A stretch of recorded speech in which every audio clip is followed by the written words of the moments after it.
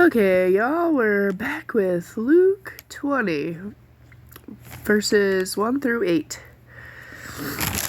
So, Jesus is, back at the temple, he's teaching, and the chief priests and the elders come to him, and they ask him, "Tell us, by what authority doest thou doest thou these things, or who is he that gave you this authority?" And Jesus answered by saying, "I will also ask you one thing, and answer me. The baptism of John, was it from heaven or of men?" And the chief priests and elders debated amongst themselves, saying, "Well, if we shall say from heaven, he will say, Why then believed ye him not? But if we say of men, all people will stone us, for they will be persuaded that John was a prophet." So basically, Jesus kind of has them in a little pickle, right? So they just answered Jesus by saying that they can't tell, they don't know. Jesus then said, "Neither tell I you by what authority I do these things." So, there you go. Luke 20, verses 9 through 16.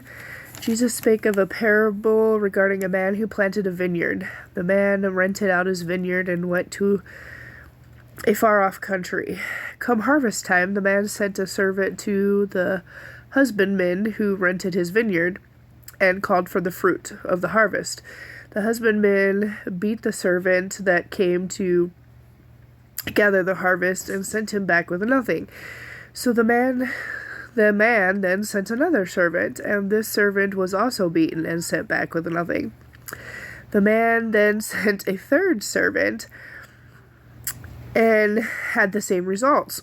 So then the man thought, well, I'll just send my son, and they'll show him the respect he deserves.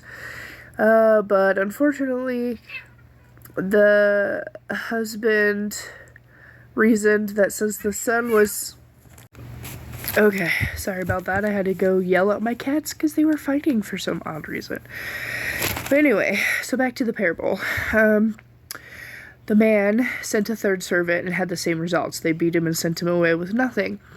So then the man thought, oh, well, I'll send my son, and clearly they'll show him respect, right? But no. The husbandman reasoned that since the son was the heir, that if they killed them, they would inherit the vineyard. So the son was killed, and the man, finding that his son was killed, came and then destroyed the husbandman and gave the vineyard to someone else, to others. So, in the parable, the man represents God, the vineyard is the world, and the servants are God's messengers. God's messengers were mistreated, so God sent his son, Jesus, hoping he would not be mistreated. God hoped that Jesus would get the respect and he deserved and be followed. But Jesus was rejected and will soon be killed by the very people that he came to save. Jesus is letting them know that the people who killed the son, the people who will kill him, will be destroyed for rejecting him. And so, for that, I'll kind of stop there, because it goes into other stuff, and that's quite lengthy, so I'll make a longer video for that one. But I'll see you soon with the rest of Luke 20.